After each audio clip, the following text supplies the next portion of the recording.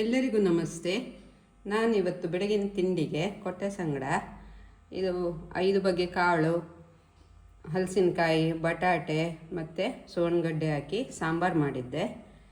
ತುಂಬ ರುಚಿಯಾಗ್ತದೆ. ಹೇಗೆ ಮಾಡೋದೆಂದು ತೋರಿಸಿಕೊಡ್ತೇನೆ. ಈಗ ಕಾಳನ್ನು ನೆನೆಸುವ.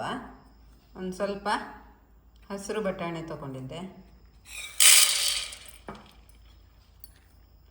ಬಿಳಿ ಕಡಲೆ ಎಲ್ಲ ಸ್ವಲ್ಪ ಸ್ವಲ್ಪ ತಗೊಂಡಿದ್ದೇನೆ, ರಾಜ್ಮಾ ಎಲ್ಲ ಕಾಲು ಕಪ್ಪು, ತಿಂಗಳವರೆ, ಇದು ಅವರೆಕಾಳು ಅಂತಾರಲ್ಲ ಬಿಳಿ, ಇವನ್ನು ನೆನೆ ಹಾಕ್ತೇನೆ.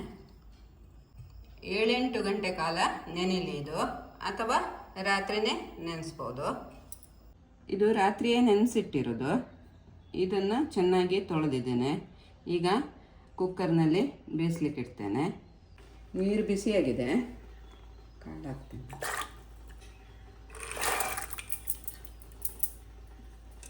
ಇದಕ್ಕೆ 3 ಸೀಟಿ ಹೊಡೆಸಿದ್ರೆ ಸಾಕು.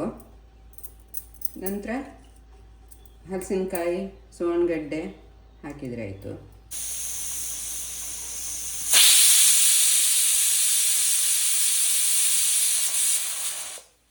ಮೂರಾಗಿದೆ, ಬಂದ್ ಮಾಡ್ತೇನೆ.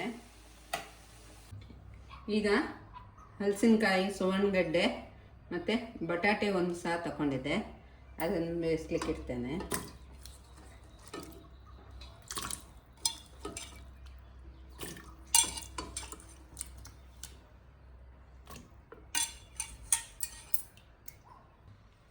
ಒಂದು ಈರುಳ್ಳಿ, ಒಂದು ಟೊಮೆಟೊ ಹಾಕ್ತೇನೆ,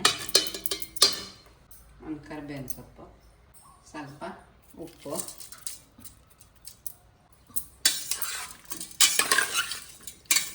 ಒಂದು ಸೀಟಿ ಬಂದರೆ ಸಾಕು.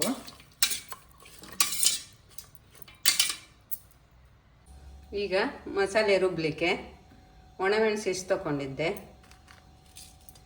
3 ಜಾತಿದು ಒಣಮೆಣಸು ತಗೊಂಡಿದ್ದೆ ನೋಡಿ. ಒಂದು ಬ್ಯಾಡಗಿ, ಗುಂಟೂರು, ರಾಮನಾಡು, ಆಮೇಲೆ ಕೊತ್ತಂಬರಿ ಬೀಜ, ಉದ್ದಿನಬೇಳೆ, ಮೆಂತೆ, ಇವು 4 ಹುರಿದಿಟ್ಟಿದ್ದೆ.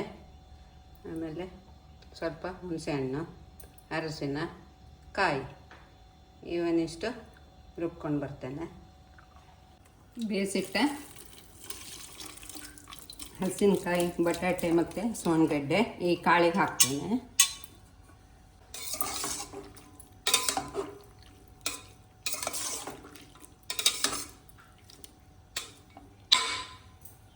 ರುಬ್ಬಿಟ್ಟ ಮಸಾಲೆ ಸೇರಿಸ್ತೇನೆ.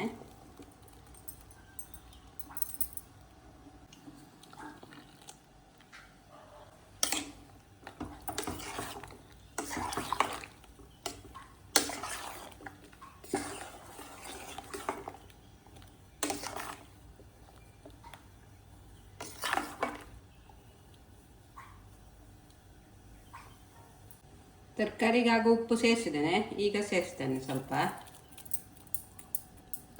ಕಾಳಿಗೆ ಸೇರಿಸಿಲ್ಲ ಇತ್ತು.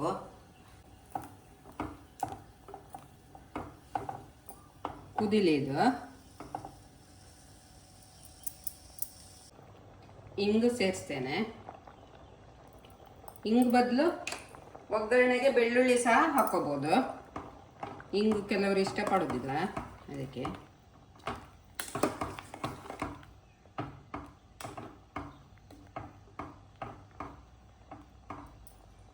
ಇದಾಗಿದೆ, ಇನ್ನು ಒಗ್ಗರಣೆ ಇಡುವ. ಬಂದ್ ಮಾಡ್ತೇನೆ. ಒಗ್ಗರಣೆಗೆ ಸ್ವಲ್ಪ ಎಣ್ಣೆ ಹಾಕ್ಕೊಂಡಿದ್ದೆ, ಸಾಸಿವೆ,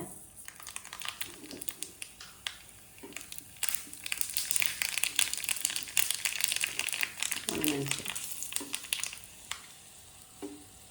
ಇಂಗು ಬದಲಿಗೆ ಬೆಳ್ಳುಳ್ಳಿ ಗುದ್ದಿ ಇದಕ್ಕೆ ಹಾಕೋಬಹುದು.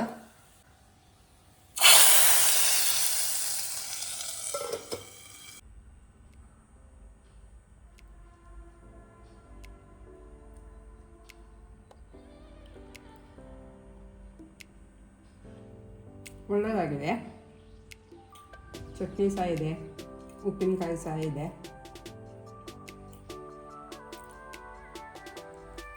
ಊಟಕ್ಕೂ ಒಳ್ಳೆಯದಾಗ್ತದೆ ಇದು ಸಾಂಬಾರು. ಖಂಡಿತ ಟ್ರೈ ಮಾಡಿ. ನನ್ನ ವೀಡಿಯೋಸ್ ಇಷ್ಟ ಆಗಿದರೆ ಲೈಕ್ ಮಾಡಿ, ಕಮೆಂಟ್ಸ್ ಕೊಡಿ. ಸಬ್ಸ್ಕ್ರೈಬ್ ಆಗೋದಿದ್ದವರು ಸಬ್ಸ್ಕ್ರೈಬ್ ಆಗಿ.